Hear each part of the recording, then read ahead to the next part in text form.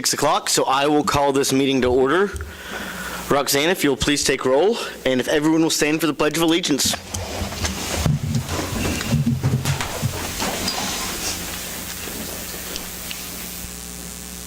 I pledge allegiance to the flag of the United States of America and to the republic for which it stands, one nation, under God, indivisible, with liberty and justice for all. You may be seated. Has council had time to review the agenda?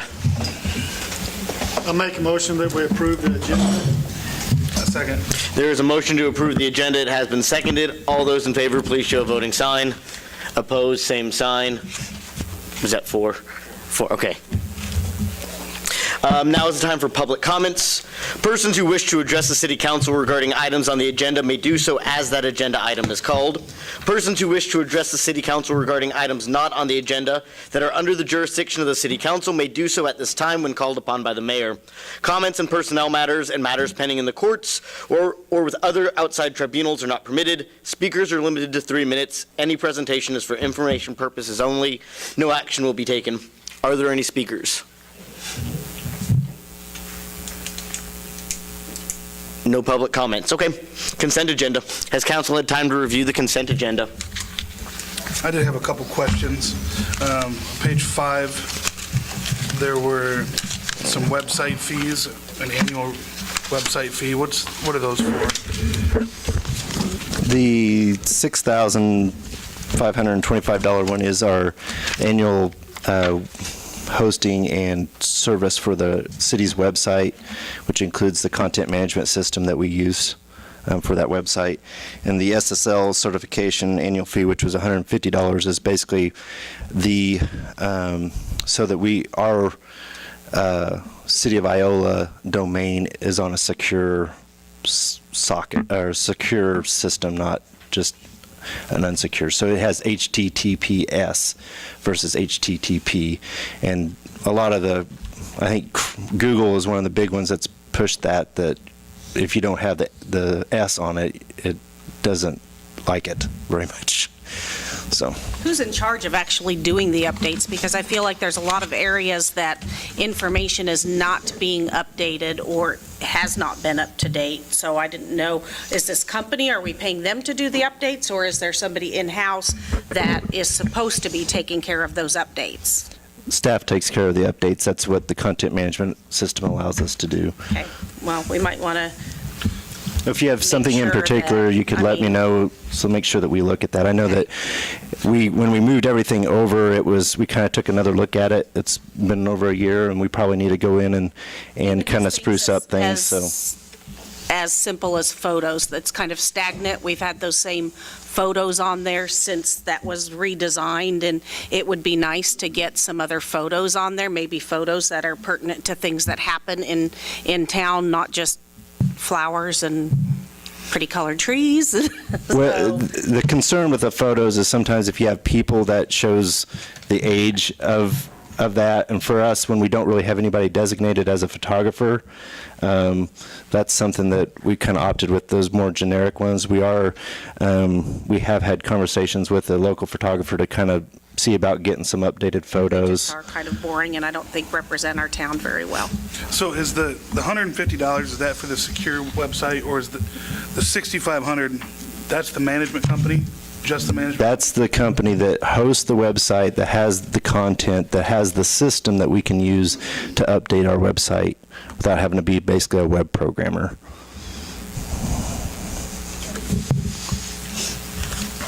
And then also page 7, I had two things. The hot water heater for the flood repair, is that coming out of insurance money? It is. And how about the paint, trim, caulk, and flooring? Yeah, anything wrong you see with that.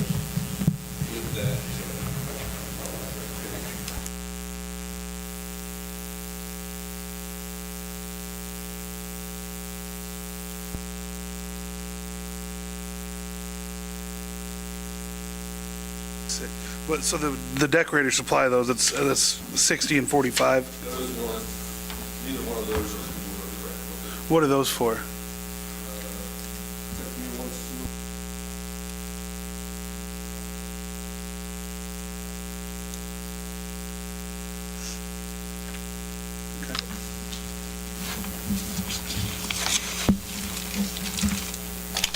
Any other questions? In line for a motion.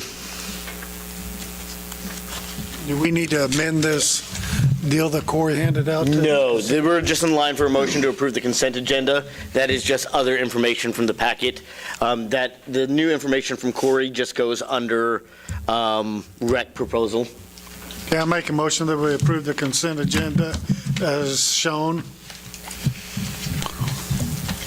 I'll second. There's a motion and a second to approve the consent agenda. All those in favor, please show a voting sign. Opposed, same sign. Motion passes. Item A, roundtable. Sid, if you'd like to start, and then we will turn this over. I know we have some people wanting to speak on this. We'll turn it over, Mr. Thompson, to you in a second. Yeah, Mr. Mayor, members of council, we have representatives from the Allen County Regional Hospital here. They were just, they've requested to kind of provide an update for the council since we do provide half of our half-cent sales tax. So roughly $300,000 a year to the hospital for some of their expenses. And I'll basically turn it over to the hospital group.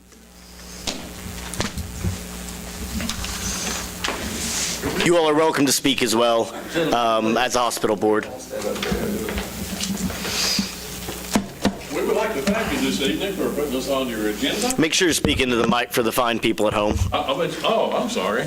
You can hear me, I'll bet. But we want to thank you for allowing us to come to your meeting, get on your agenda. We just wanted to give you an update on the hospital, finances, some operations, discuss, like Sid said, the sales tax thing is coming up. I have Tony with me, our CEO, Larry, our CFO, and Jim is our secretary. I'm going to turn it over to them because they're the numbers guys. Thank you. Thanks, Lauren. Thank you. Council, thank you for letting us speak with you tonight. I'm going to ask our CFO to go through a report for you first, and then I have some comments, or I should say requests for you. And we did hand that out, Larry, before the meeting. So. They have it. Does everyone have what looks like this report? Okay. Well, just to kind of give you a rundown, basically the bond documents in the original 20, all our bond issues, which we now have 4, 3 primary ones and then a working capital loan. The bond documents require that we keep a debt service ratio of 1, which we have always struggled to do.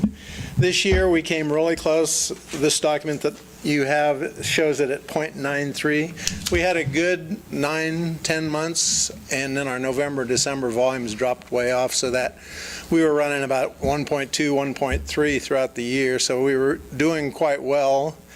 And in November and December, like I said, our volumes dropped off tremendously, and so we did not have that good of results in November and December. But so for the year, we're at 0.93, and just to let you know what that number is, I know this page has a tremendous amount of numbers on it, but the numerator is essentially the hospital's operating margin, add back the depreciation since it's not a cash item, and then we add in the sales tax, your sales tax, the county sales tax to come up with that numerator, and then we compare that with the debt service required to make all principal and interest payments for the year, which is the denominator. So we came within about $225,000 of having that a 1.0. One thing I thought I would do is just kind of remind you how the monthly debt service works, and that is each month you give us your sales tax money, the county gives us that. Yours amounts to approximately, on an average, of about $25,000 a month. It bounces up and down, but that's a fairly good average. And the county is about $45,000 a month. And to that, the hospital operations throws in $80,000 to $85,000, and that we basically set aside throughout the year, and in every July 1st, we make our interest payments on our bonds. The 2011 bonds and the 2012 bonds, which originally built the hospital and furnished a couple $1 million worth of equipment. And then we refinanced those in late 17 and with a 2017A bond issue that will eventually pay off the 11 and the 12. So right now we're holding on to 3 bond issues, but the 11 and the 12 will be paid off in the next 2 to 3 years. Later this year, we pay off a portion of the 11, and then a couple of years later, we pay off the entire 2012. But that's how it works each month, is the city sales tax, the county sales tax, and our payment into that fund then pays interest twice a year, and then principal is paid every December. That's just kind of how it works. It's all administered in a trust fund by Security Bank of Kansas City. We do not touch that money. It never touches our hands. It's deposited directly into Security Bank trust funds. And a lady by the name of Bonnie Mosier is our representative there, and she and her staff make sure those bond payments get made each twice a year. So does anyone have any questions? How much is total bond? How much do you totally have bonded out, roughly, give or take? We got quite a bit right now because the 2017A is eventually going to retire the 2017. The original, well, let's see, I've probably got them listed. Do you have them handy? I do. Do you want me to speak into the mic? You may. I would like you to speak, Mike. Donna would too. The construction bond issue was for $25 million. And I'm glad I had this opportunity to clarify too, the portion that both the city and the county assist with sales tax is actually what the voters voted on in 2010. The election was to pass a 1/4-cent sales tax, and the county will have to revisit that in a year or so on their portion, which is the 1/4% sales tax. At the time the hospital construction project was done, it was very unusual for a county hospital to be leasing to a third party like HCA. And so what made it unusual was normally the HCA would build whatever was needed, and that would be included in part of the rent and so forth. But at the time, they weren't interested in building new hospitals, so in order to get it built, the county had to take it back. And on July 1st of 2013, when the county got it back, HCA kept all the checking account balances. So we had to guess into the future, how much working capital are we going to need to pay bills until the accounts receivable for providing services at the hospital begin to roll in and provide the cash. At the time of the bond issue, it was believed $5 million would be sufficient. And that's what the bond issue was for. That particular bond came due last year, and it was refinanced as part of the refinancing, and the hospital paid down $500,000 of the $5 million, but we are now, for the next 7 or 8 years, amortizing the principal balance. And so the portion provided by the county and the city in sales tax is part of the cash flow needed to make all those timely principal and interest payments. By way of background. Any questions on that? To answer your question, we have a little over $6 million on the 2011 bond issue. The 2012 bond issue still has the full principal of $15 million out. The 2017A, which is eventually going to pay off the other two, is currently sitting around $19 million. And then what Jim was talking about is the 2017B bond issue, which, as Jim mentioned, think of it as your home mortgage. Over the next 8 or 9 years, we're going to pay off the principal and interest down to zero. But the original $5 million loan had no provision for paying down the principal. So when we refinanced, that was one of the things. Set it up on a schedule so that the principal would be paid down in 10 years. The original 2011 and 2012 bonds had dates that the bonds could be called, and one of those dates is December 31 of this year. The date for the second issue is December 31 of the following year, I believe, or it could be a year and a half away. And what that means is you cannot refund the bonds until those dates arrive. And so that's why we have extra bonds that were used to purchase treasuries, basically.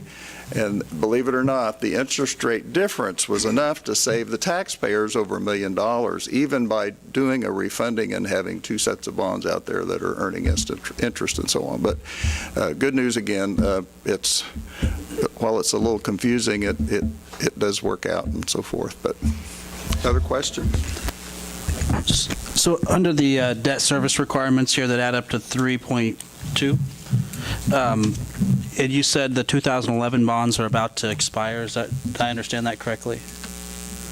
You'll have those. 2011 bonds will be refunded by the 2017 A bonds partially end of this year at first call date. When they can first be called, majority of that will be called because of the interest rate is improved. There is a section of that bond issue that won't be called because. And so forgive my lack of banking finance acumen, but so is it fair to say then when that happens that the 820 and the 211 then drop off of that debt service? Yeah, the denominator of that calculation will go down substantially. So in a few years that debt service will drop to approximately 2.1 million? It's removing 820,000 and 211,000? Am I understanding that correctly? I don't think 2.1. After those bonds are done, we'll drop to probably $17, $18 million, and then it'll go down from there over the next 25. But I'm just referring to on the 12-month debt service requirement. The denominator would definitely go down tremendously, yes. Okay. But the cash flow is about the same.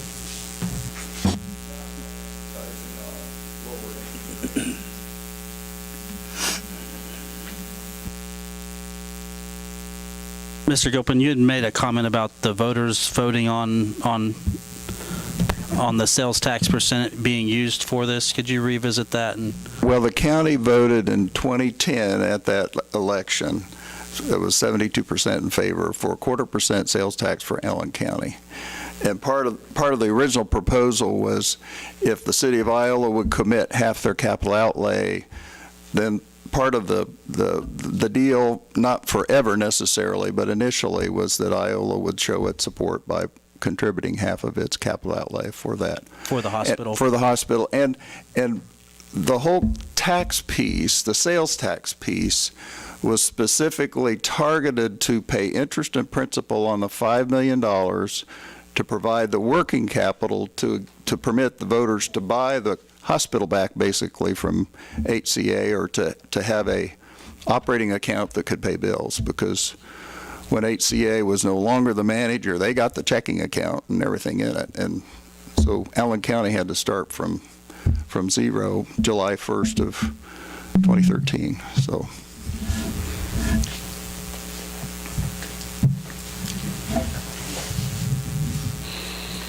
But if you don't have any more questions about that, I want to make a couple of comments. First of all, with the debt refinancing and with some changes in our operations, I want you to know that the state of the hospital is very solid.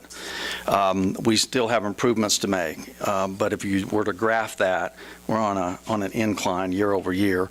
Most new companies, and that's what I would call we are, fail within that first 5 years, and they typically fail because of the lack of capital. So our capital was a loan, and we've been able to pay that loan back, and we're doing well. So we're at a milestone here as we finish that 5th year.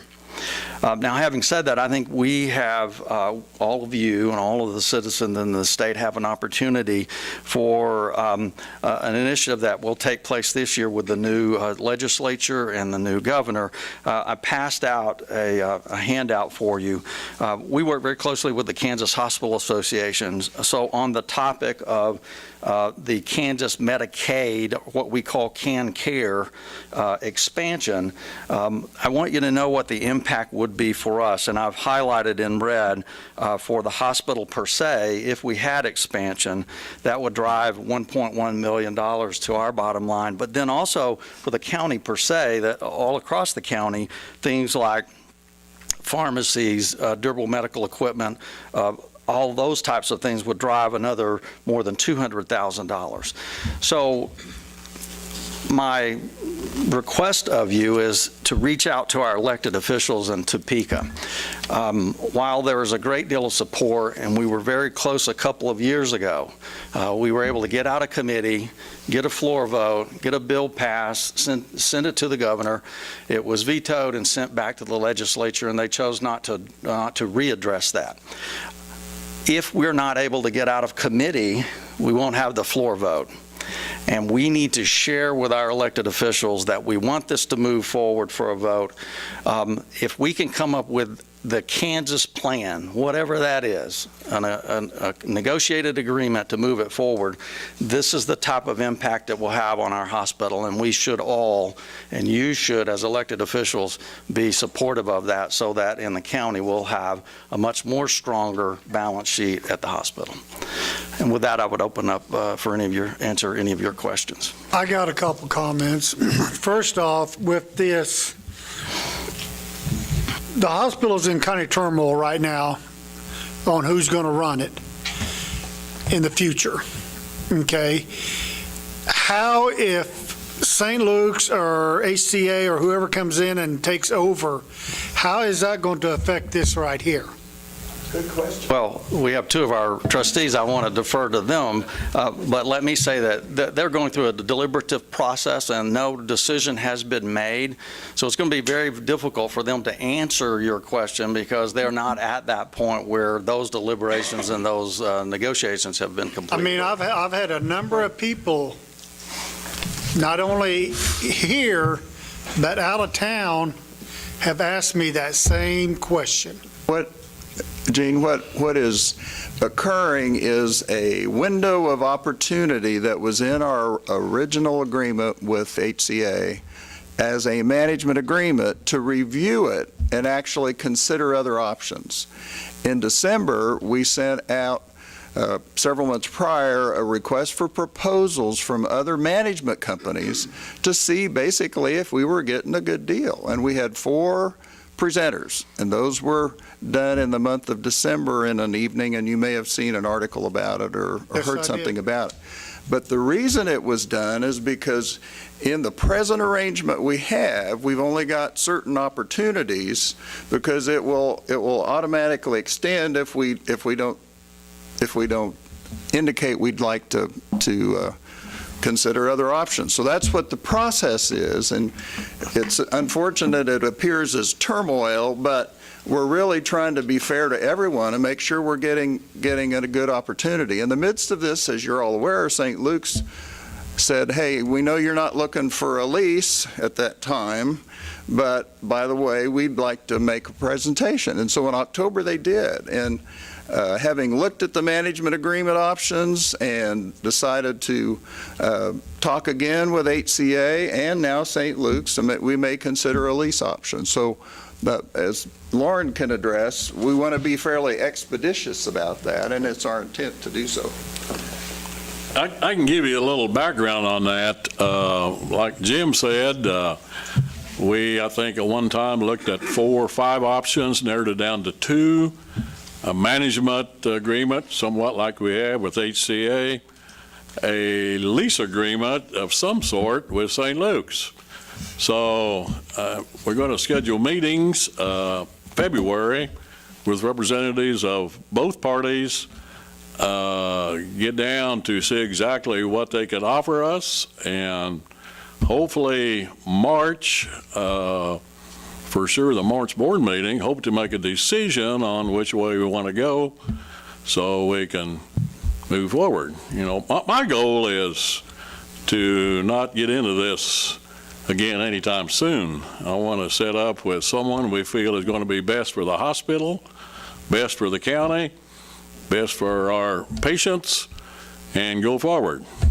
Today, I have no idea which is going to work out the best. I've had a lot of calls from people saying, hey, let's do this one. Let's do this one. I don't have any particulars at all today, but we do plan to get this put together sometime in March. Okay, One but thing we haven't mentioned that I should bring up, Gene, if we could. One of the needs we have right now is for a clinic that's adjacent to the hospital. As some of you may know, we have several good clinics that we're providing, but the space is very limited. We basically built the hospital of the size that we could afford at the time and pay the bonds for. In order to provide more outpatient clinics and more specialists coming down here, having a medical office building would be very helpful. And so that's one of the negotiating points that we'd like to talk to both HCA and with St. Luke's about. What can they do for us in the way of a medical office building? So that creates an opportunity when we're doing this negotiating to see if that's a possibility as well. okay, well, you still haven't answered my question on these bonds, 6 million, 15 million, 19 million. They'll pay the bonds. The initial proposal in October that St. Luke's made said, we will pay a lease equivalent to all the bond requirements with the exception of the sales tax piece, which the voters voted on for the quarter cent. And of course, that's yet to be determined if they'll vote again for it when it comes up in the next couple of years. And of course, you have to decide whether or not you're going to continue to support us with the half cent of your capital outlay too. And we're not here tonight to ask that question, but we're just here to lay the groundwork and to bring you up to date. So between now and the end of the year, we can have that discussion, not only at the city council, but also at Allen County Commission. So. Okay, that answered my question right there, because one of the comments I have heard quite often was trying to get the citizens of Allen County off the hook. If you guys were to go to an outside management or lease, would the citizens of Allen County still be on the hook for all these bonds? And you just said that if, say, St. Luke's took it, they would assume the bonds. For 10 years. For 10 years. To be sure that's accurate, the lease would be a 10-year lease, and what they proposed in October, which is not necessarily what we might end up with, but the proposal in October specifically addressed making all the required payments under the most recent refunding with regard to the bonds that constructed the hospital, not the 17B bonds, which had to do with the working capital loan. But they were aware that we have a sales tax piece in place to help with that amortization. So, Okay. Does that answer your question? Yes, it does. I'm going to kind of, before I turn to ask, because I know Donna had a question, are there any questions out of this side of the table right now? Donna, you had a question or comment earlier. 3. All right. I'm just going to ask them all at once and you can answer. Medicaid, that's a major problem with all industries because they aren't paying and you're taking them for free because you have to. And I'm wondering if that's going to change any with hopefully with our new people. And the other thing, has it helped with Independence and Fort Scott shutting down? We should be getting some of that. And the third thing, I hear all these huge numbers. Is there ever a point we pay for this? Yes. There's my question. So let me make sure I got your first question. Restate your first question. I want to answer all 3 of them. And what do you mean by that? Will we continue to take Medicaid? Yes. You can't stand over there and talk or I'll scold you. She will too. Medicaid, we have so many for free people. Right. And that's one of our problems of money. I know that because I was in the dental profession. So I'm wondering if there's anything on the plate to help this gap that we have from not getting money from them. Will there ever be a Medicaid that comes into our hospital? Is there anything these people, and I've read all your articles, is anything going to cover that at all? Does that make sense? Well, what I handed out to the council tonight was the impact to our hospital and to the county if the legislature and the governor would sign an expansion of the Medicaid program that in the state of Kansas is called CanCare. I know. So that would be $1.1 million that would impact our hospital and more than $200,000. So that's going to cover over. some of the people that pay nothing. Absolutely. Right. And then your second question was? Are the hospitals that have shut down, and I'm sorry they shut down. Understood. And part of that's Medicare that has caused that. Medicaid, I think is what you mean. Medicaid has Yeah. caused, yeah, I'm a Medicare, Yeah. but Medicaid has caused that. Yeah. And will those people help us coming in? Do we see an impact yet? Because they shut down the 1st of January in Fort Scott. Right. Independence has been shut down. Are we Couple years. seeing something from them that's more money? I'm thinking of money. We Who didn't, knows that? a couple of years ago, we didn't see much change in what was happening here when Independence closed. As you might imagine, with that distance, that really was not part of our market. It wasn't a group of individuals that we were serving. I believe we will see an impact, and I'm like you. It's unfortunate that what's happening in Fort Scott has happened in Fort Scott. We have recruited a staff member in laboratory, in our OR, I keep and up on with our floor, on our medic surge floor. Dr. Ralph Hall has become a full-time general surgeon for us. He will continue to have a day and a half of clinic time in Fort Scott. Those surgeries will be here. I can tell you that in the month of January, there have been 2 Saturdays that he was here operating on people that needed to have their appendix removed. So the answer to your question is yes, it will have an impact in both recruitment and with services from. Okay, that answers 2. And then the third question point. is, Are we ever going to have it paid off? And I saw Well, Jim, and Jim I well, trust yeah. because he deals with a lot Yeah. of finances I deal with. yeah, well, so it's, I want to know if that's ever going to be paid off, or are we looking, well, because we have to keep let me- increasing things and getting it better. And I know hospital equipment is quite expensive. And so that's my question. So you Can I never s- get anything for free. I know that. Right. And Except me. Just like your home, when you have your mortgage and you pay it off, if you don't keep that up, which costs money, That's right. then it's not really suitable for you. So we will pay off this debt service that we have, the debt that we have with our debt service payments.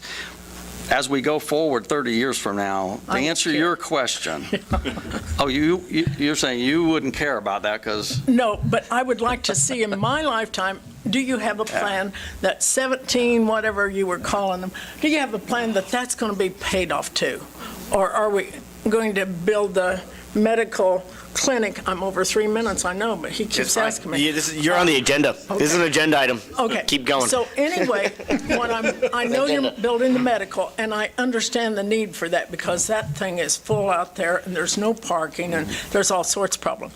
I'm for that because the specialists are specialists, and they're going to do what they want to do. I know that. So I'm wondering if there ever is a plan to take all of the debt off and just have our hospital financing from the people that come in.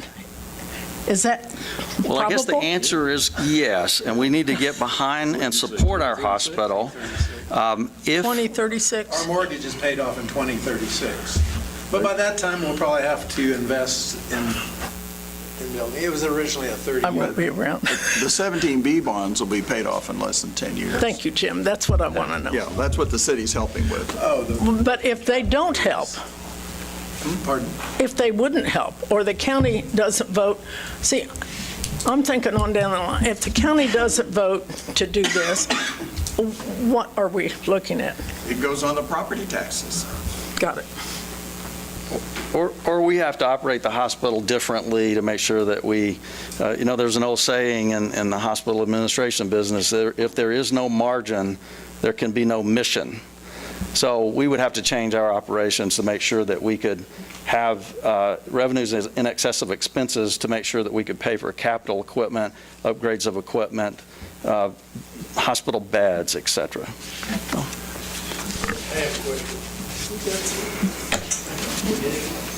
I wouldn't want you to get your hand slapped by Donna. Okay, in the last few days, there was an article in the Iola Register about the nurse problem at the hospital.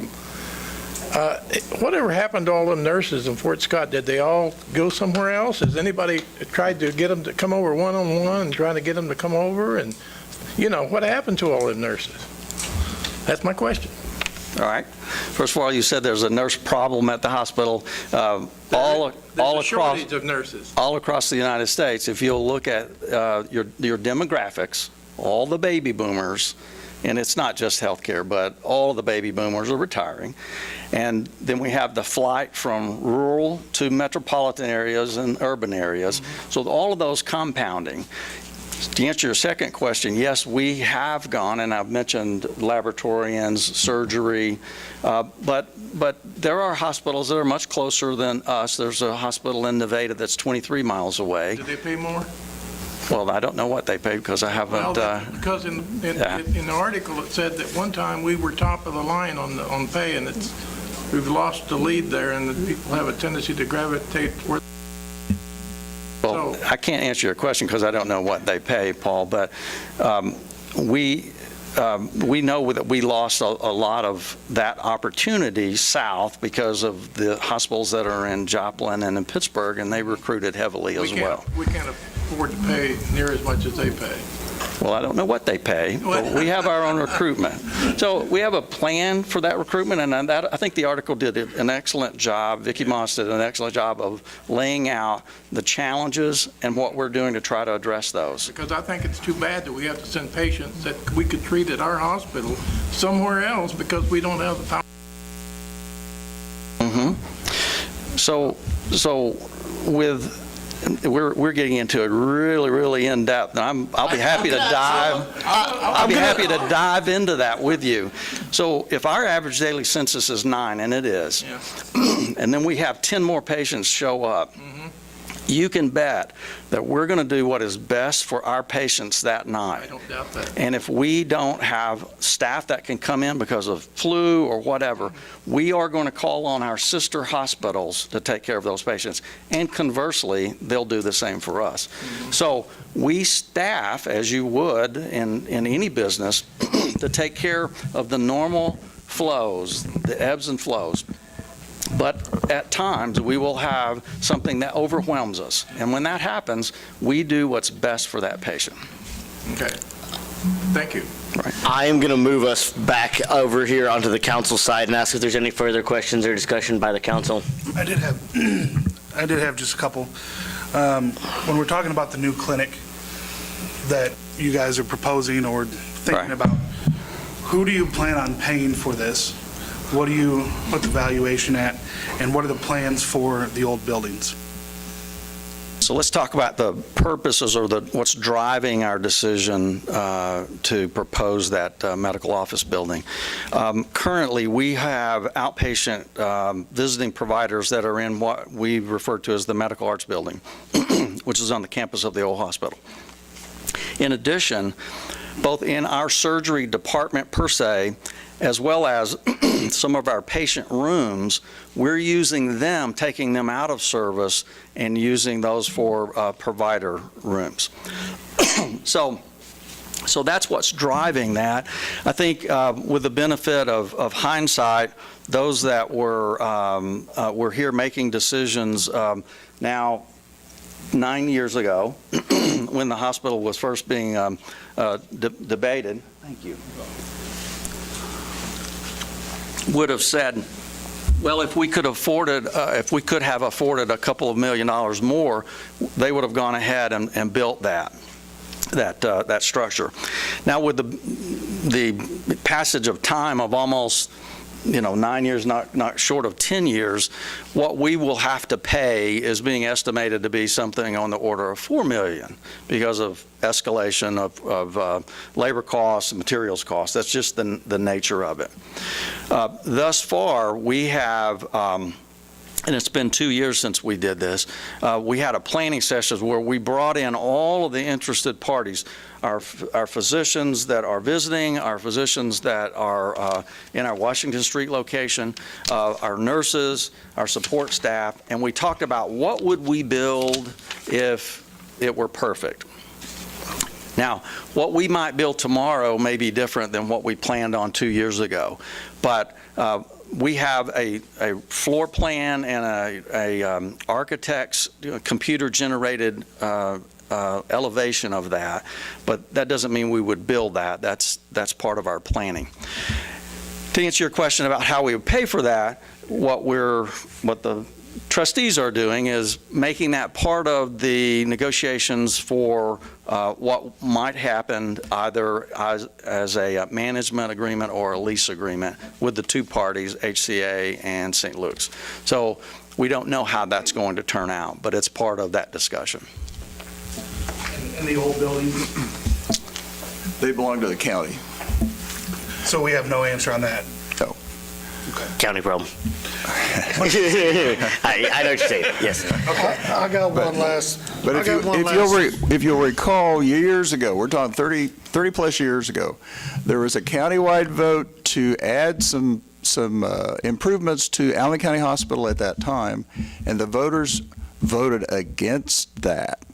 And it was at that juncture where the county commissioners, in conjunction with the hospital, considered the lease with Research Medical Center in Kansas City.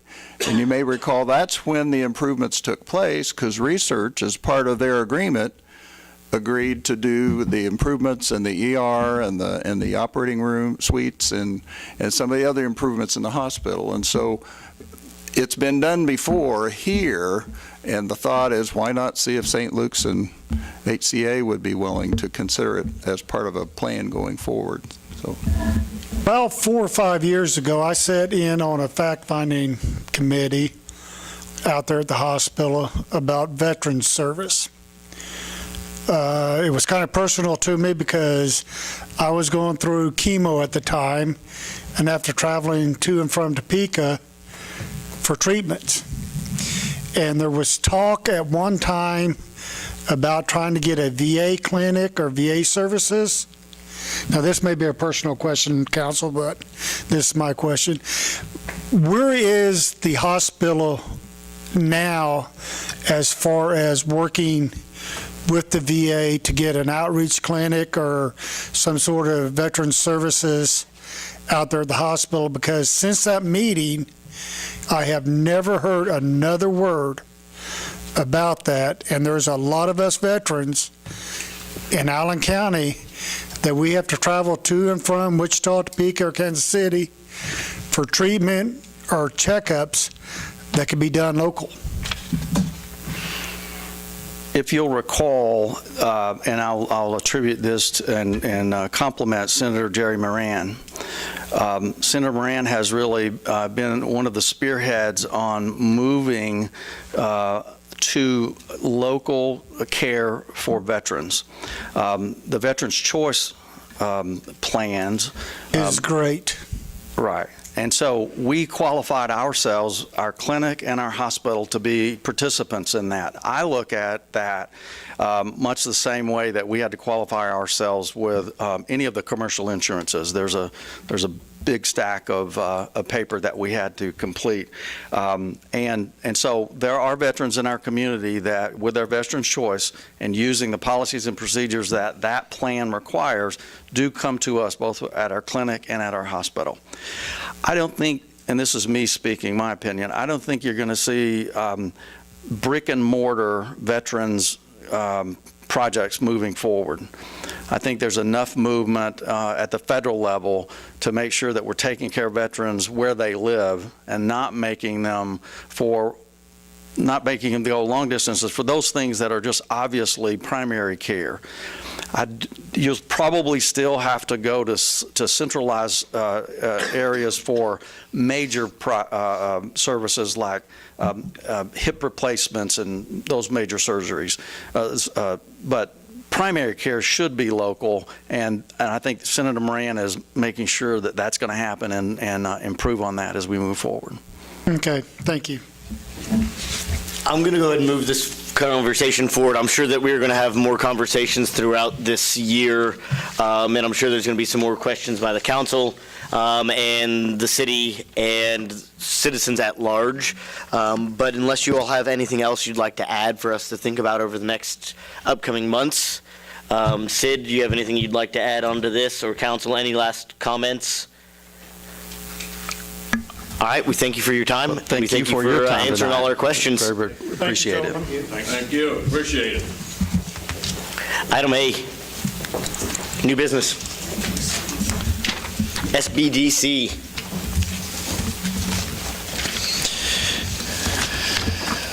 Mayor and members of council, we have, some of you were, well, actually, maybe just Aaron and Nancy were on the council in 2017 when we were starting to talk on the 2018 budget. We talked about how we were trying to look at doing some different things to try to fund additional economic development activities, and one of that was we decided to set aside a $5,000 contribution to SBDC to kind of have them be more present in Iola and do some training in items in town. So last year, we were here about this time, and Tom Byler from SBDC was here and spoke to council, and that kind of came into fruition. And tonight we have Randy Robinson and Daisha Clark from SBDC. They will be here and kind of visit with you about what happened in 2018, and then we're looking to seek the approval for the 2019 contribution, which we do have in the budget and that other economic development activities. Just as a reminder to the council and to everyone at home, they may not give a whole lot of specifics because that is confidential between a lot of their clients and them. So you may not hear about specific businesses they've worked with. But again, that's because of the nature of that. You wouldn't want your attorney to be like, oh yeah, I'm working with so-and-so on this issue and that issue. So if you don't hear a lot of specifics, that's why. Go ahead. Thank you. Appreciate that on the non-disclosure piece. I'm going to hand around a sheet that just kind of gives you an overview of our services, just to kind of get acquainted with what we offer. And then I'll let Daisha here kind of walk you through some stuff. Thanks, sir. Okay. Good evening. I just want to say thank you for your previous support last year. And we are coming to you this evening and just wanted to give you an update on kind of the things that we do with the SBDC to help communities move their small businesses forward.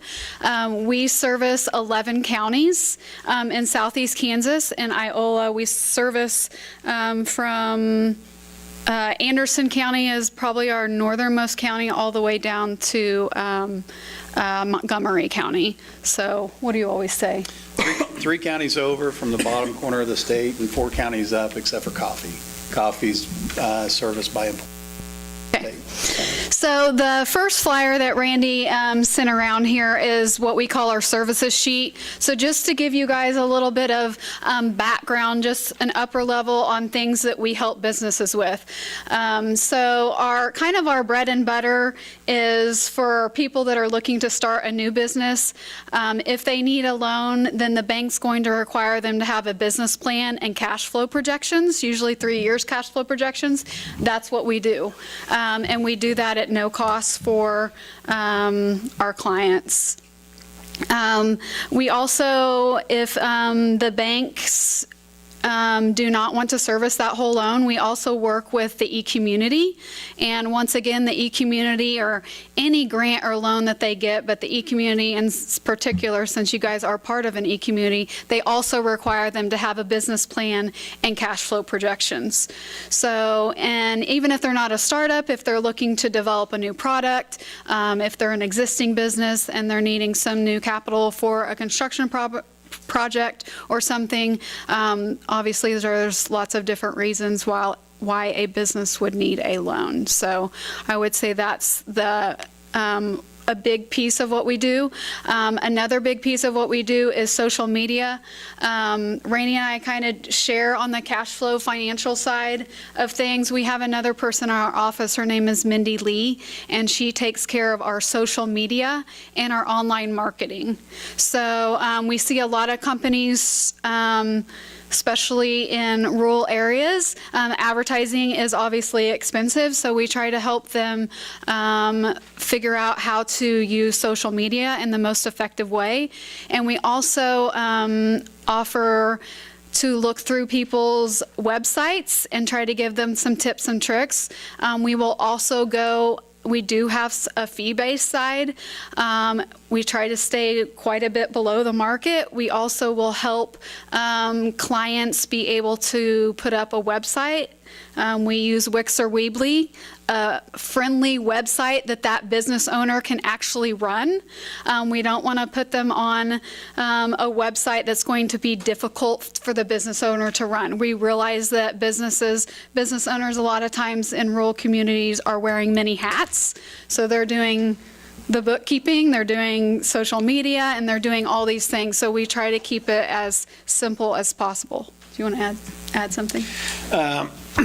Well, along those lines, what we really kind of see with the small businesses that we help, and it's startup as well as existing businesses, the sort of the three key things that we see a lot of from the small businesses is their need for help with social media, trying to understand Facebook, Instagram, those kind of things, trying to understand how to get a website up.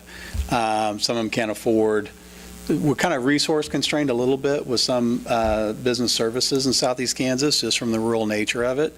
And so sometimes providers will have a higher threshold. And so the small business has to decide if they're going to try to figure it out on their own or do without. And what you see is a lot of times a small business owner will do without a website, and that'll hurt them. And so we try to make things as easy as possible. There's three key things that we kind of see outside of the loan prep side. One is trying to understand the social media. One's trying to understand how to get their website up and running. And the other one's understanding financial statements. So, and actually I'll pass around another flyer. And this is for seminars, classes on those three topics. And so we have social.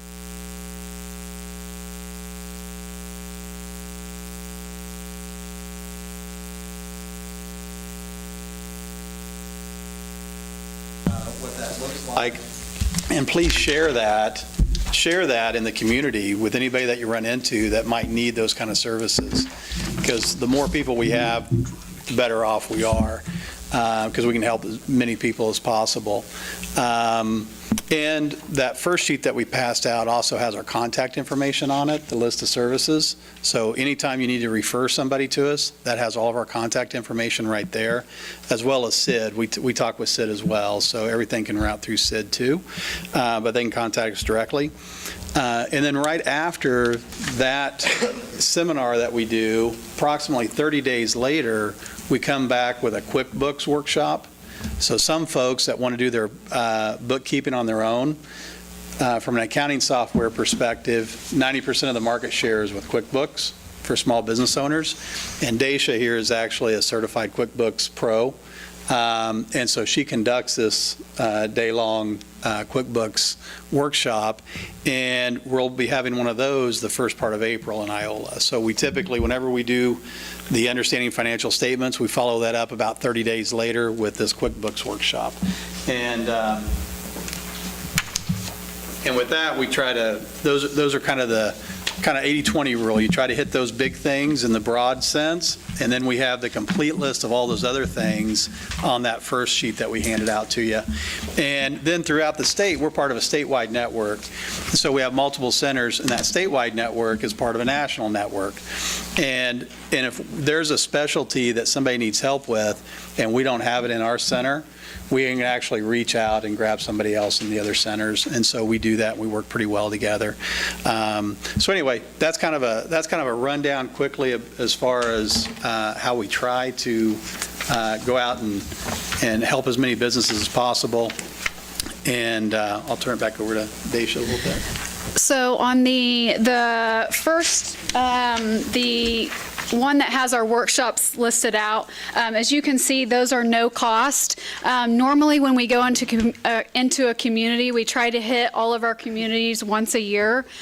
Because of your donation that we get from you guys, we are able to hit your community twice a year for all 4 of these workshops. Another thing that we are able to do is, you can see that the QuickBooks workshop has a cost associated with it.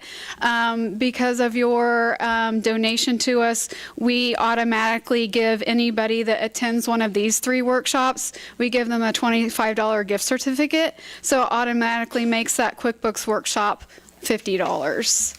And they, And just to, Go just ahead. to butt in, just to kind of give you a reference, this is about the only place that you can find a QuickBook workshop in Southeast Kansas. Typically, you'll have to go to Kansas City, and you'll have to incur the travel, the hotel, and they're usually $200. So we try to provide that service in Southeast Kansas, so it's a lot more reasonable for folks, and so they don't have to travel so far. And the QuickBooks clients I have, I always joke with them and tell them I'm not an attorney or a CPA. No offense to anybody that is, but I am not not documenting every time they email me with a question or anytime they call me, because that's what we're here for. Our passion is to help small businesses, and that's what gets us excited. So, And to that point, today, when we came in, we actually met with 3 local businesses today, and there's an expansion, one's thinking about a brand-new startup, and what was the other one what that was you my had? other one?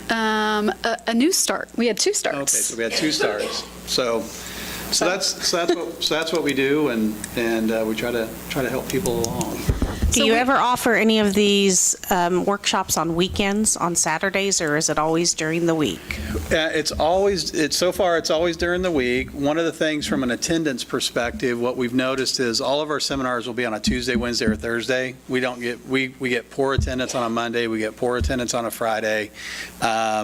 Those times have started to kind of work out.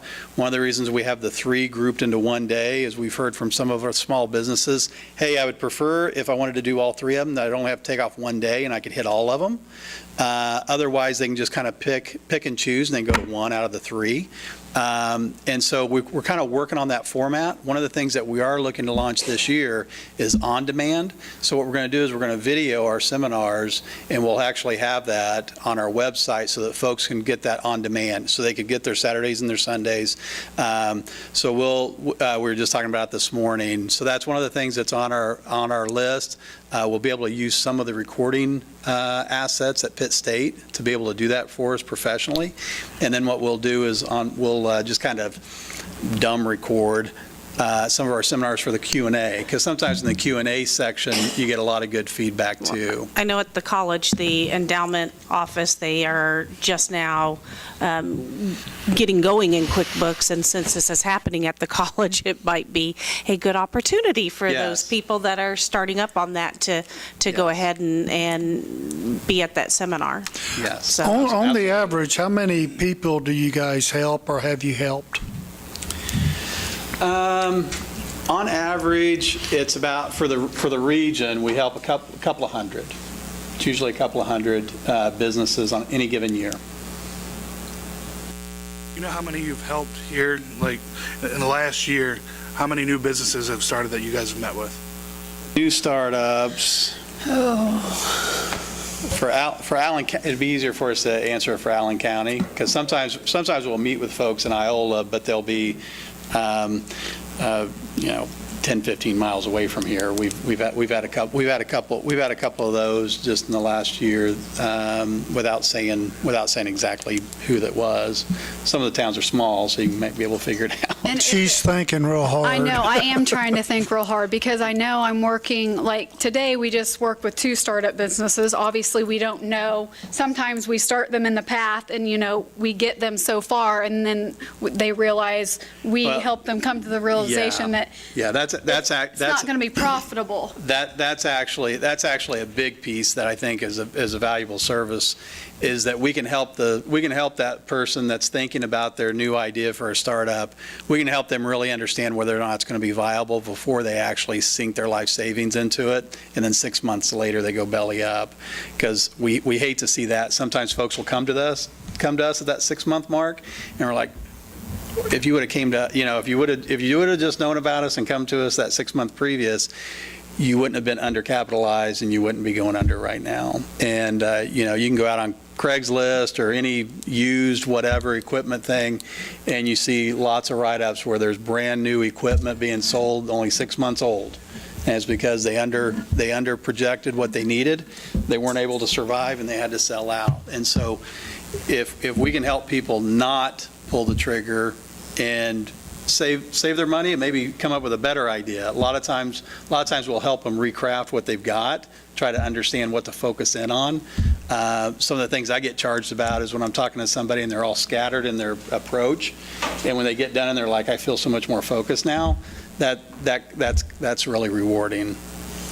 I can tell you that we did 4 workshops here last year, and we had a total of 25 attendees. So obviously that number can be better, and we try to work with our chamber to try to get those out, and I know that you guys have had some turnover chamber-wise, so really Chamber, Thrive, the city, we try to work with you guys to get our information pushed out, because otherwise what we have is just our clients that are already our clients in Iola. So if you guys have any ideas on how we can better get our information out, that would be awesome. Hey, Richard. I'd be happy to get some of this pushed out on the Facebook page at the college. Okay, great. Because since you're using the college to meet there, I'd be happy to take care of that for you. Fantastic, thank you. We appreciate I'll that. just give you I'll give you my email. Okay, and we'll send them to you, Does PDF anyone or else in whatever. the county give you funding? Not in the county, not in Allen County. Okay. So you guys said that you still met with people outside of the city, 15 miles away. Yeah. You do that all over, whether you give funding or not? We have different locations that'll give us funding. We typically travel more to there because it helps defray travel costs. Some other folks have to travel to Pittsburgh to meet with us unless we're kind of doing the try to touch them once a year type deal. So we're out here more often with workshops, and then we travel here more often versus having them come to Pittsburgh. I don't think. Because it helps defray the travel expenses. Since I've been working, we've never had an Iola person drive to Pittsburgh. Right. Because of the funding that we get from you guys, that's an expectation for us to come here. And we try to, like today, I had a person in a bank that knew that we were going to be here, and all of a sudden I was like scrambling to try to figure out how Randy and I were going to handle 3 client meetings. So usually if they know we're going to be in town, I have 2 good banks here that refer us good clients. So they don't usually refer us a client unless they know that they're going to be promising. Not that we will not work with fledgling entrepreneurs, because we will. And but your community is good in the fact that you have 2 banks here that we have very good relationships with, that if they call me and they need me to come down for a client meeting, we make the time to do it.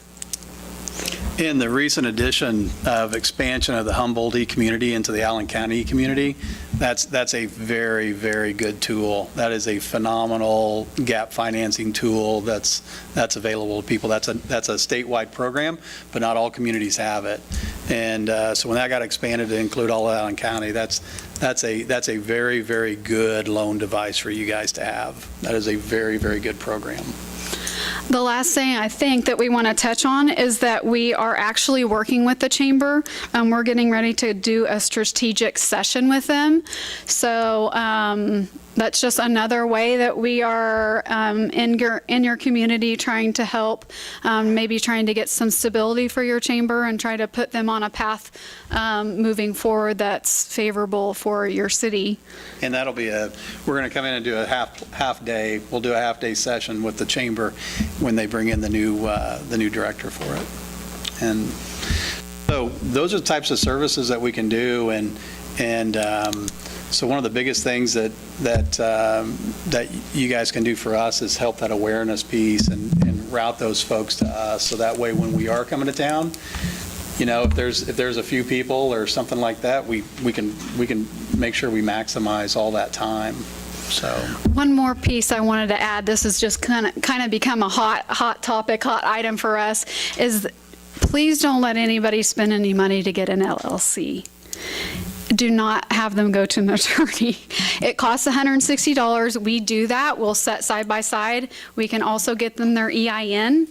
We can also get them their Kansas Retailer Sales Tax ID, and all that is free. Besides the LLC is $160, and that's because that's what the state charges, but we're not charging them any extra on top of that. So that kind of fell in our lap, and we realized that just even getting started and making sure you're paying the right taxes, employee withholding, liquor withholding, that's become kind of a niche for us here in the last year or so.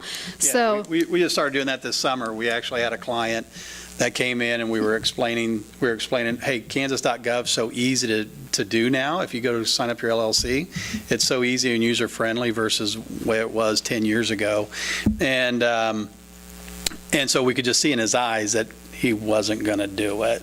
And so I asked Aisha, I said, would you be willing to just sit down with him and see, what the process is? Because as you go to do it, you have to actually be signing up for all the actual legit steps. We can't go in and like fake it. You actually have to have a legit business going through. So Daisha was like, yeah, I'm willing to do that. So she sat down and took notes through the process. And we were like, okay, that works. We can easily provide that service, because people were thinking that they messed up because it was too easy. They could get done inside of an hour, and they were like, I totally must have screwed something up because it shouldn't be that easy. And so we started doing that, and we've helped a lot of folks with that. And all it is we literally sit next to them in the computer and say, yeah, that's the right button. And then they get their credit card out and pay Kansas.gov when it says you have to pay them. And so that's a really easy service that's taken a lot of doubt out of a lot of small business folks.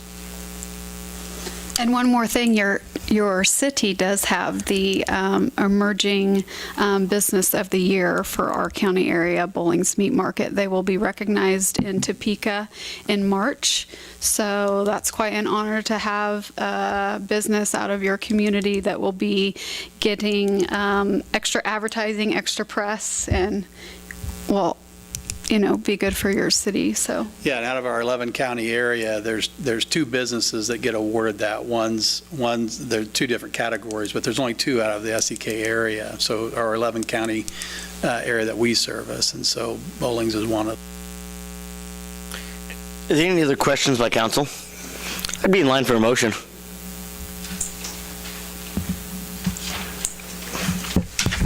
I make a motion that we approve the certification of cash match for Kansas SBDC at Pittsburgh State University and authorize the necessary signatures.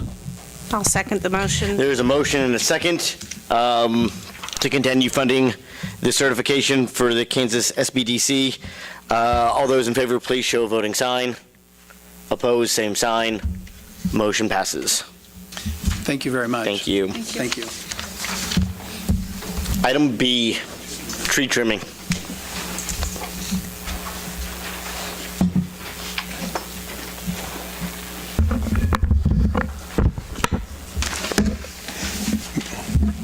Mayor and council, recently we went out to bid for the annual tree trimming program. It's been a few years since we've done it. We actually bid it late last year and only had one bidder, and they couldn't actually perform the work until this year, so we dropped the project for last year and rebid it this year. And we typically send it out to 4 vendors: Davy Tree, Wright, Poor Boy, and Ashland Tree Service. They're the 4 qualified in this area anyhow that do that work around electrical lines. And for whatever reason, the last 2 years we haven't got anybody to bid it other than Poor Boy. They've done us a good job and given us a fairly good price, I think. This program's been going since about 2009, I think. We started it then. Annually, we budget around $55,000 each year for that tree trimming. It sounds like a lot of money for trimming trees, but it does save us money in overtime and call-outs for tree limbs falling through services or falling through primary in the alleys, and also saves us with outages. We've seen that trend go down, and Jim Baker is here also if he wants to chime into that, or if you have questions. But we'd like to extend the offer to Poor Boy Tree Service this year again, if you guys are so willing, for $94.79 per hour with a maximum of roughly 580 hours of trimming. We haven't really hit that mark every year.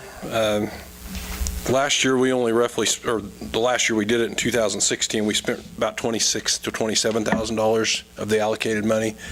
It all really depends on whether that tree trimmer can come in here and dedicate it so many hours, because a lot of times they have bigger contracts with Westar or somebody else to trim trees rather than a small portion. These guys are willing to, have got an opening right now to come in and do it pretty quickly, actually, and get it done while the trees aren't bloomed out, hopefully, and when they come back in, they'll look a lot better than rather than cutting them in the summertime when they're all bloomed out and green. So, questions, concerns for Jim or myself? This wasn't done in 17 or 18, is that correct? Correct. The last time we did it was in 16. But it was budgeted? 17, we had the money allocated. Do you remember why we didn't do that, Jim? I don't know if it was, we felt like we were caught up. That we could keep up for a little bit, so we didn't do it, and then we needed to come back last year, and when we didn't get anybody but Poor Boy, but they said they couldn't do it till this year, so it stopped us 2 years in a row. So we definitely are falling behind. I'll grant you, it does save a lot of our outages. It has a lot of overtime, because when we have outages, there's 2 guys, time and a half each one, as well as the meters are not running. How long do you anticipate this taking, Jim? About 3.5 to 4 months. Is this where they go down the alley? Is that where they? Yes, they go down the alley. We have some on street. We have a little over 100 mile of aerial high voltage lines. You If also you have them in consider- Gas City, too. Yes, We'll have them cut East, out there. East Lawn and Gas City. We've been cutting in Gas City most of the fall, trying to get it done ourselves.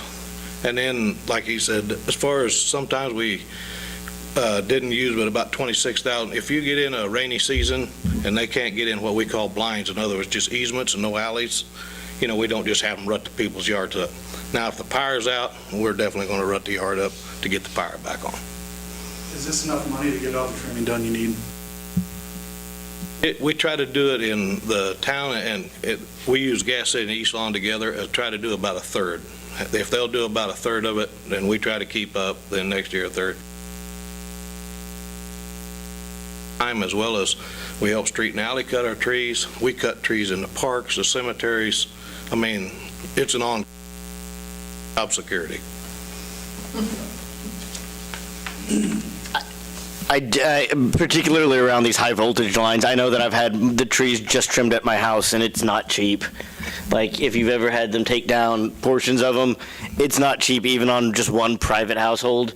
I don't think that's unreasonable for roughly a third of our service district you said about. In fact, as Corey mentioned, if we could get him in here fairly quick, they'll probably get a little farther than that, because when you don't have the leaves on, you don't have the foliage, they don't have to grind as much or stop and dump as much. So we're in hopes to get a little farther with it. But it also has to do with the weather. You know, 6 degrees, they might pass that day.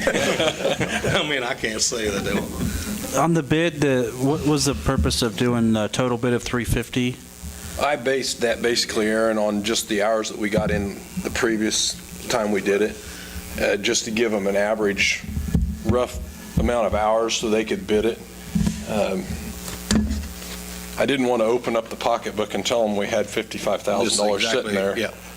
So I roughed it in at 300 to 400 hours is what I told them. Yes. And that's basically how we got the bid. And that's typical of how we've done it in years past. Right. You know, 300 to 400 hours on average. And like Corey mentioned too, sometimes because ours is really a small contract, they may have a bigger contract with Westar, some co-ops or something, so they can only allocate so long here before they have to go meet theirs, which is, you know. could be the case that there's a storm or something happens and they get called away And they too. pull out. So Like Kansas City just had a big one. A lot of them went up there to Kansas City. You seen that, 128,000 people out of power. Them tree crews went in there, you know. Is any other questions by the council? Comments? This has 2 one-year extensions. right, I did it. 5,000. I bid it the same. Yeah. Well, assuming we pass the budget like we have this year and the previous years, yes, we'll we'd like to do it like we do the mowing contract and the rock bid, to have it to where if we allocate the dollars, we can offer it to these guys if they're willing to do it for essentially the same price. I'll make a motion to approve the annual tree trimming bid from Poor Boys Tree Service in the amount of $94.79 an hour with a maximum of 580 hours of trimming, and authorize the staff to execute the necessary documents. There is a motion and a second to award the bid to Poor Boy Tree Services. All those in favor, please show a voting sign. Opposed, same sign. Motion passes. See you, Jim. Item C, from City Days, concert. Let me get to the right one here, guys. Make a motion, we approve. Why are they moving it from to the blacktop this year from where it was last year? That can tell us, is there? We've actually met with Aaron a couple times, myself, Jim, Berkeley, Chief Warner, to try and get a more secure venue for them, easier for them to control the crowd, I guess, or keep them at bay. Their actual first ask was for Diamond 3, and I guess staff was just concerned the fact that it's pretty marshy down there in the outfield of Diamond 3. You know, in July it might be okay, but we get rain, it holds water down there pretty bad. So we actually went to Aaron and said, is there any alternative spot or option that we could maybe put you somewhere on the hard surface in the park? And Aaron, they had actually looked at this site previously, so I think it works out good for us at least. Electric service wise, it makes it a little easier. We'll utilize all the temporary power that we do for the fair anyhow, and we will utilize the a primary line over here by the barns for the fair for the beer garden, and then we may have to do a little bit of temporary in here for the stage itself, putting a 200 amp service in, but it's pretty minor compared to what we did over at the soccer fields last year. The location, I've talked to Chief Warner. He was a little concerned mainly about protecting the crowd of a vehicle driving through, so we're going to work on that a little bit. But for the most part, staff likes this plan and would recommend that you guys approve the request. Everything else is pretty similar to what last year was, with the exception of closing down the trail. I did talk to Aaron about that, and I think we've come up to an alternative there, them putting in a temporary fence along the dike, the levee system, to keep them off the levee, but yet leave the trail open to the public to get them if people want to use the trail. So if you guys are okay with the requests that are included in here, what I'll do at your next council meeting, I'll bring back a resolution with all these, and I can go through each one of them if you want me to, if you've had time to look at them. Like I said, they're very similar to years past or last year, but I'll bring back a resolution that you guys can approve, and then the beer garden we'll have to do separate anyhow, and Roxanne will work on a resolution for the beer garden eventually. Now, we're not closing the park down that day or night, are we? Well, we will have, if they've requested to close the park to basically to the event from 4 to midnight, essentially. I haven't ruled out the option of opening the pool up. Last year, we actually closed the pool during the day. With this year, depending on the staffing levels with Jason, we may be able to open the pool up for a short period of time. It's not the most economical for us to open it, so I'd like the approval to actually close it with the option of us going in maybe and opening it if we have the staffing levels that day, but it makes it My difficult. only concern is closing the park down the 13th of July completely. I mean, I could see this area here like we do for the fair, but, you know, we're right in the middle of summer. You know, we got family reunions, class reunions. We're not going to close the people- buildings off, Gene. There's actually a reunion in this building that day.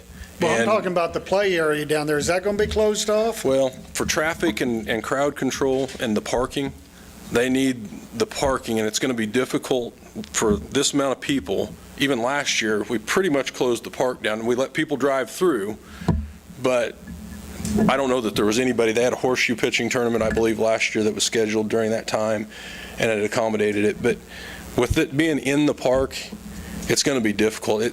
Honestly, it's probably not much different than the fair being down here that week. It limits a lot of the use of the park that week as well. And I think this is a good thing. Hopefully it brings in people to town. And, you know, if we lose 6 hours or 8 hours of the park usage as far as the ball fields and stuff, it's a Saturday. You know, it's one day, I guess, for the benefits. I mean, I'm not totally against it. I was just had a concern about I mean, that. theoretically, we have other parks in town too. Right. I mean, you can always go to Meadowbrook or There's Cedarbrook and right, or even some of the, as it stands, the elementaries all have playground equipment too. I mean, if you know this far in advance that you can't go to the playground here, there are other playgrounds that you can theoretically go to for that 8 particular hours. And we didn't take it lightly. I mean, that's something we've talked about over the last couple of years of how this event impacts people coming down enjoying what's a public park. But, you know, as Corey alluded, the long-term benefits of creating an event, of hopefully a big event of this magnitude, is going to have a lot of Right, I benefits, understand that. And for the most part too, I'm just gonna say when the fair is down here, you're not coming down here unless you're doing fair stuff. Yeah. Like Right. it's kind of a nightmare a lot of times, just parking and all that kind of hassle. So But and all of our ball stuff will be essentially over at that point. I mean, it's right at the tail end of the ball season. There may be some travel teams and stuff practicing down here, but for the most part, the ball fields will be not being utilized at that time anyhow. So I don't see a drastic impact on the public by, you know, closing down the park for the 8 hours that we're talking about, Gene. But Okay. And you're going to charge for parking? that is optional. it's just donation. We won't. Just donation? Yeah. Right. That was a request last year, Kim, that the Masons be able to charge for that, and Aaron and I both spoke about it and thought it'd be best if it was a free will donation, that's fine, but to park in city parking, we didn't feel comfortable doing that. And we moved it mainly because of one big thing is the crowd control, but the other, there's just so much existing infrastructure here already that it's a huge burden off of the city staff to not have to basically set up. Yeah, it'll make it a lot easier for our staff.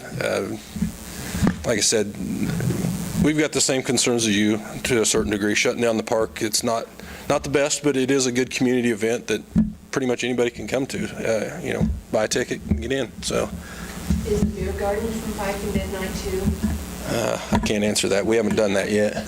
No, that'll have to be a separate request, but we're not even going to do the gates until 6:30 this year, so we'll likely, the request will probably be 6 to 11.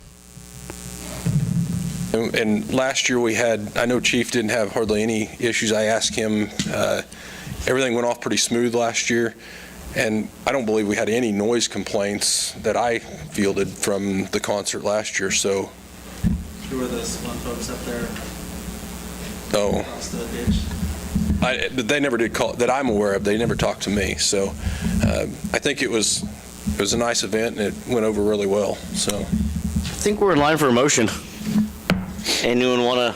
You need a motion or a resolution? The motion to make the resolution or give staff directive. Yeah, Yeah, give staff directive to. It doesn't even need to be. To prepare the resolution, Ron's really all I need, or direction. I guess I don't necessarily need a motion. Is council fine with moving forward? Can we just shake our heads then? Yes. Yeah. Council all fine with moving forward on this? I'll bring it back to you on the 11th. Okay. You better not vote no on it. I vote against it. Don't go anywhere. Yeah. Recreation building. As you guys know, in October, I believe it was the 9th, we sustained quite a bit of damage in the rec building. Had probably 4 to 6 inches of water throughout the building. Lost the floor. Most of it was all flooring that we lost in the building. Substantial claim. We filed a claim with the EMC on our regular building insurance. They denied it because of floodwaters. But as you guys know, with the 2007 flood, we were required to have FEMA insurance after that on the structures down here. So the FEMA insurance actually picked in and picked up a good majority, or actually I thought it did really well for what we lost. Sid and I have been working, and Jason and Berkeley, on trying to figure out a game plan on the building, and have ventured down a lot of roads as far as different types of flooring for the basketball floor that meets the needs for our recreation department, but yet is somewhat able to take on some water, because it's not a matter of if, it's when we're going to get that water back in that building. It's a bowl down here. However, I mean, we still have the insurance, which is a good thing, but we obviously don't want to go through this every 10 years either if we can avoid it. Couple potential options for that flooring. That Sport Tech floor, or that Terraflex floor that we had in it, was a nice floor, and I think people probably had the same reservations about it when we took out the wood floor. You know, why aren't you going back with a wood floor? That Terraflex floor was a nice floor. Unfortunately, the backing on it is a couple layers of insulation, foam-looking stuff. I've got a piece of it over there if you guys want to look at it after a bit, but there's no way to dry that stuff out after water gets under it. And unfortunately, it was like a balloon in there that we were walking on after it got water. We've looked at another type of like tile floor. It's a plastic floor, injection molded plastic that clicks together. There are 9-inch squares, and it actually sits on a mat. We also haven't discarded the fact of going to concrete. I don't think that's real conducive to our recreational sports in the building, and I think we'd probably see our attendance drop. But we're going to look at all those options, and obviously we lost the flooring in the locker rooms. That was all VCT tile. We'd like to look at options as far as like epoxy and different things in those areas that will take that water after that. What Sid and I visited after a number of different contractors in here about different floor types and what we could do in that building. And, you know, we come up with the idea, well, why don't we lean on maybe the school architects a little bit. We had a relationship with them early on and thought maybe they'd have some ideas of what kind of floor we could put in there. What can we do with that building? And basically that's why we brought this to you today. We've got a proposal in the packet now for roughly 20 hours of architecture basically work for us, putting bid packets together and doing some review of what might work and what doesn't work. I mean, they've obviously built a few gyms and designed a few gyms in the past with school projects, and they're a very good firm. I think this proposal will give us some ability to get what we need down here and still serve the public in that rec building. My hope is that over the next month and a half, if you guys are willing to let us hire these guys on, that we can get the bid packets put together of the different flooring types in the building, and hopefully have it out to bid. And then my goal is to put it out for 30 days bid, and I'm hoping the building's back up and operational by the end of May. I mean, that sounds like a long time, but I think it's going to take that long for us to have it back up and running.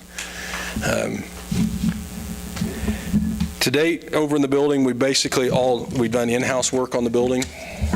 All the gym floor is gone. We took it out ourselves. We've done some of that remediation to limit the cost of prepping the floor when we do hire a contractor to come in. We've actually removed all the bathroom partitions in the north end of the building, all the toilets.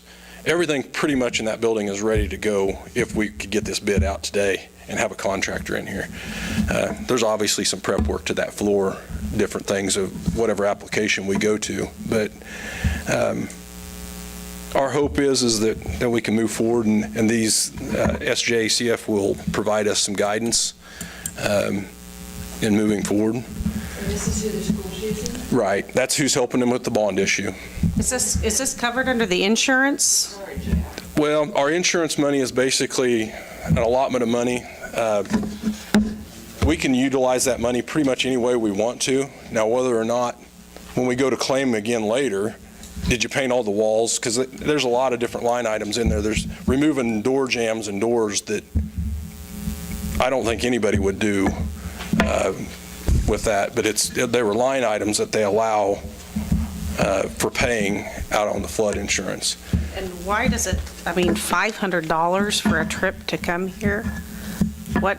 How do they figure that? These fees are very reasonable for an architect. I think they are too, and I think the one thing that we've got going for us is the reason they're cheap is because they're working with the school and they can come over here when they're working with the school district.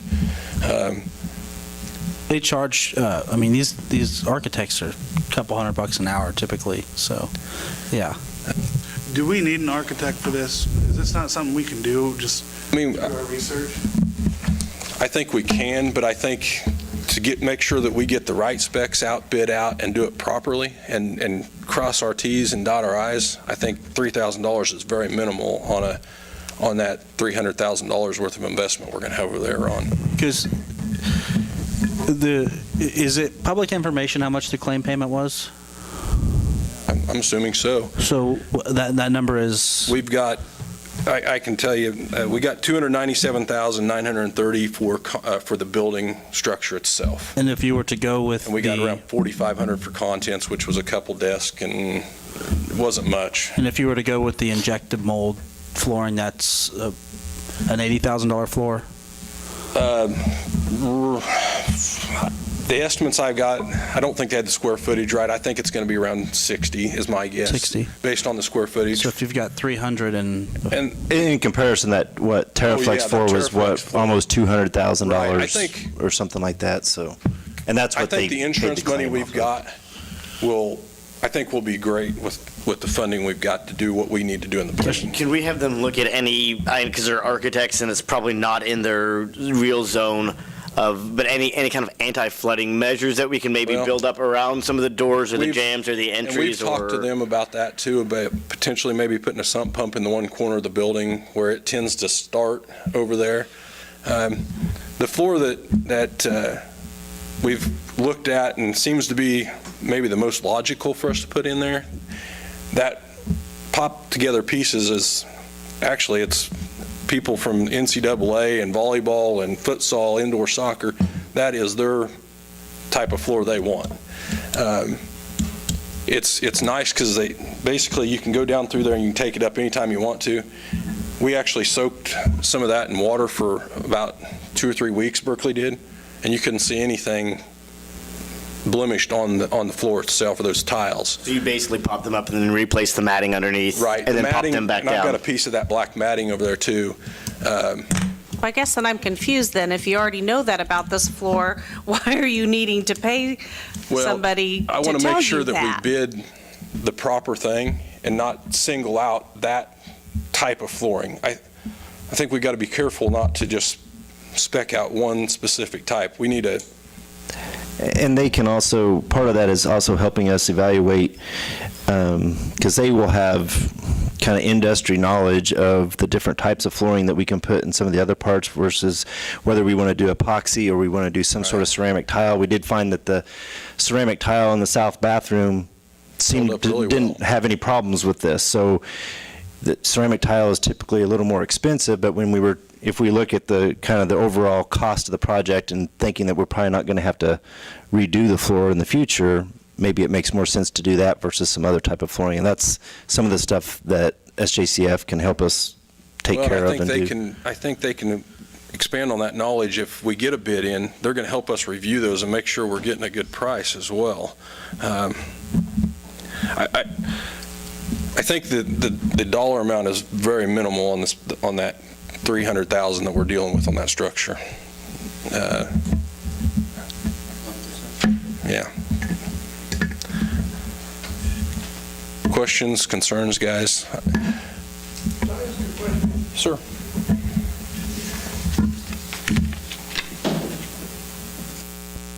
how did the water get in there? Did it come in through the doors? Did it come up to the cracks in the floors, or what? It's hard to determine exactly how it started coming in. That gym over there tends to come in what would be the southwest corner of the gym. Okay. That seems to be the spot that when it comes in the gym. Mm-hmm. I don't think it's coming through the floor joints. Part of this process may be that we go in there and actually do a boring on the concrete to see what we've got as far as moisture content in that concrete too before we do something.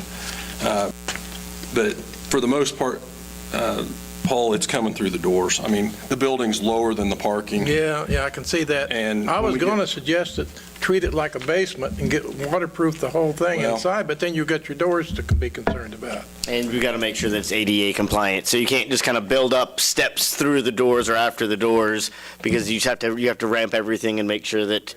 Our goal is to get something that can withstand that 3 or 4 inches of water and not have a problem. Yeah. Epoxy, typically they can put that on that concrete and then roll it up the door edges like a base molding, to where if you only have that 2 or 3 inches of water, Yeah. it doesn't get in between the concrete and the epoxy. Yeah. You hose it off and you go on.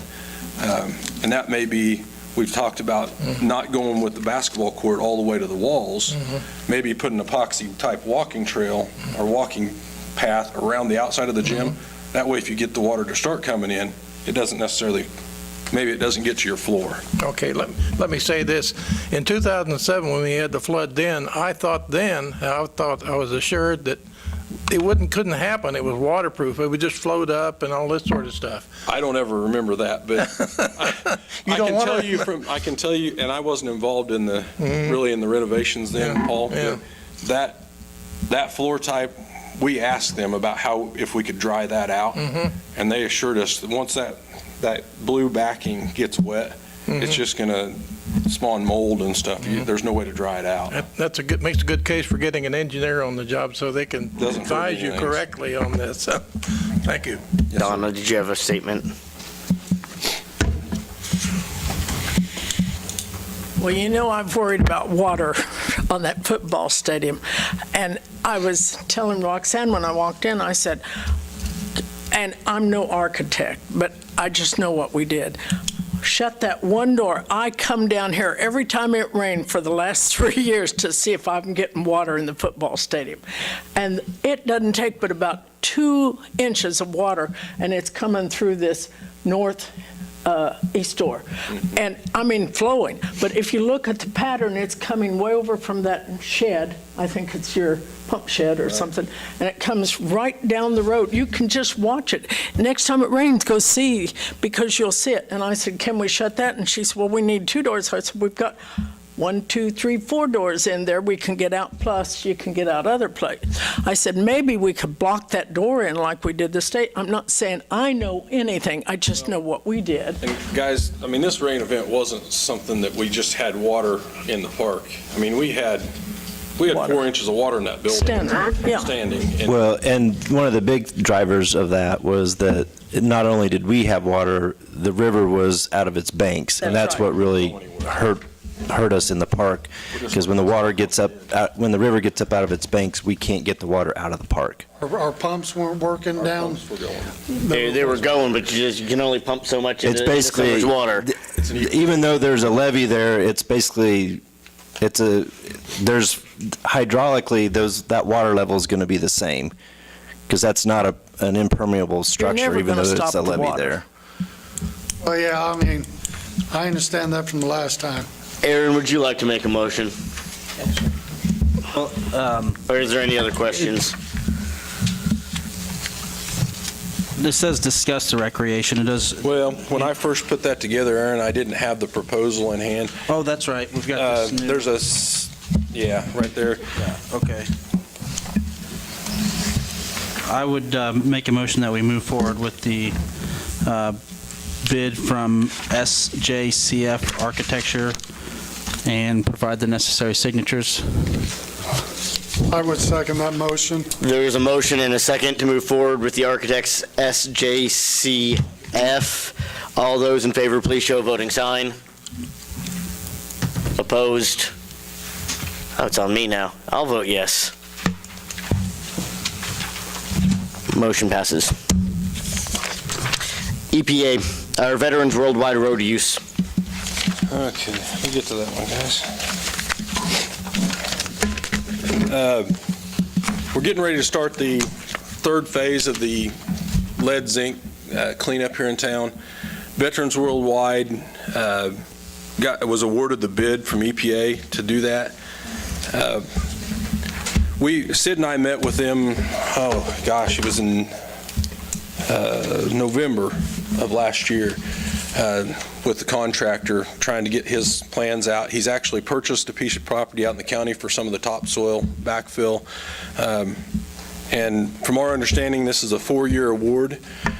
Years 1 and 2, they're going to do the rest of the residential cleanups. Year 3, they're going to do commercial, and then year 4, they hit that one site that Iola Industries owns that is just full of the old clinkers. Their plan is at the last I knew before the government shutdown was to start in March. Now, I'm not sure how that has backed up since EPA Region 7 was closed.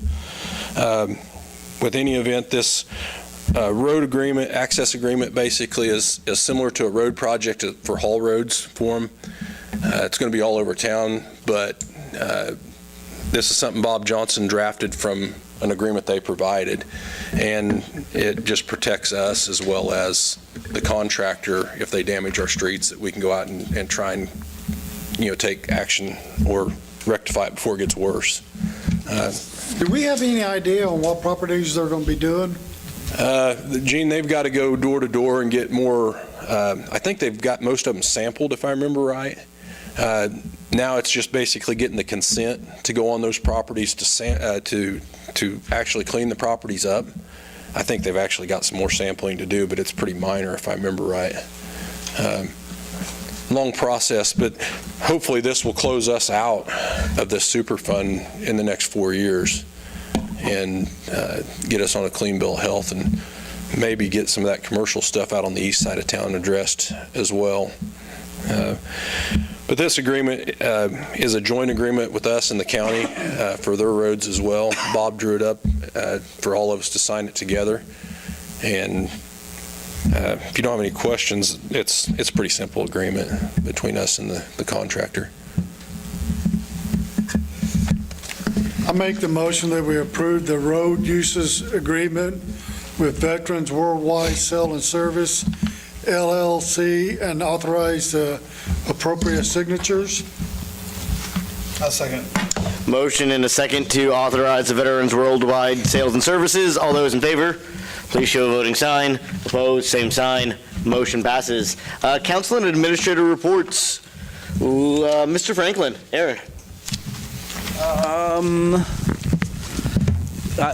know that we're cart ahead of the horse kind of thing here, but I just wanted to kind of publicly say that, and I'm not sure what these architects are going to come back with, so it may be irrelevant, but I know there's been discussion about possibly going back with a concrete floor, and I've visited with Sid about that a little bit, but personally, I would be adamantly opposed to that. There are countless reports on the health hazards of playing on concrete. That's why we've evolved from that over the last 100 years.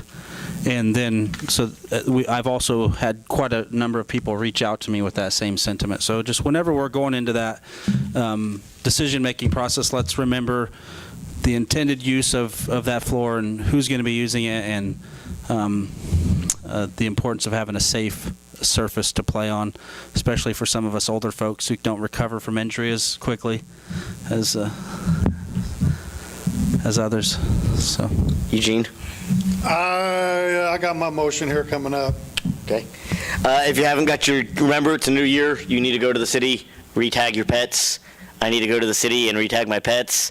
It's kind of one of those things you forget about that's there for your pet safety. It really does help officers, animal control, get them back, or even random strangers when they see the city tag. They know they can call the city and they get back to you.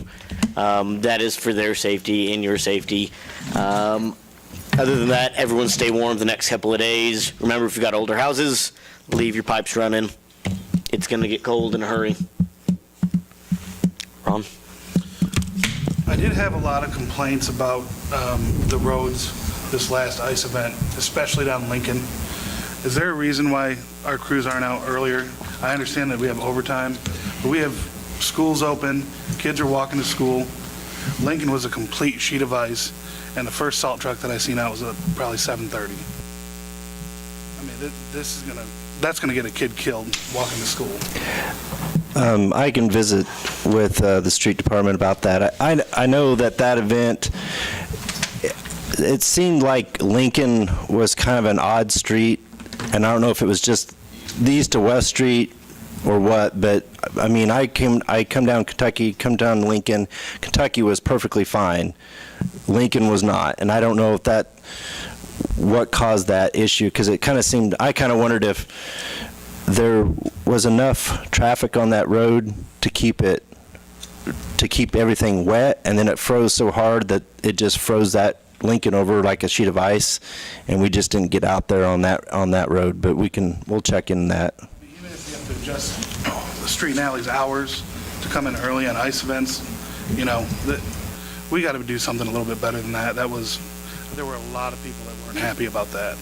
Well, I think it's important when you have those complaints, if you can also have them talk to us so that we know that then, rather than always having to wait to hear, because we could have had another event between now and then, or between then and now, that we would have missed on too. So always make sure that they can pass that on to us too.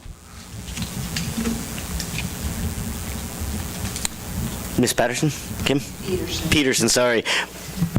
Sorry about that. That's you. It was a sheet of ice too. It was that. Yep. I'm just throwing it out there. Nancy? Mark? Sid?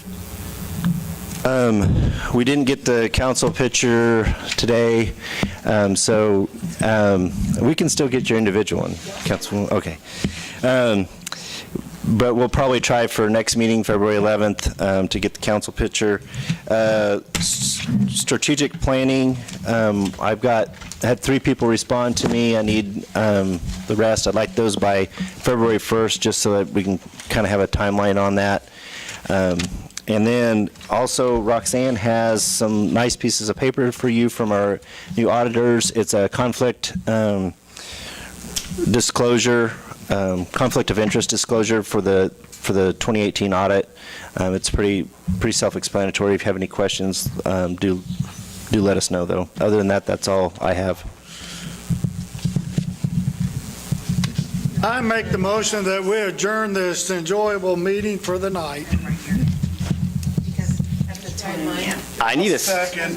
There's a motion and a second to adjourn. Anybody gonna second it? All those in favor, please show voting sign. Opposed, same sign. Motion passes. Did you second that, Ron? Yes. Okay.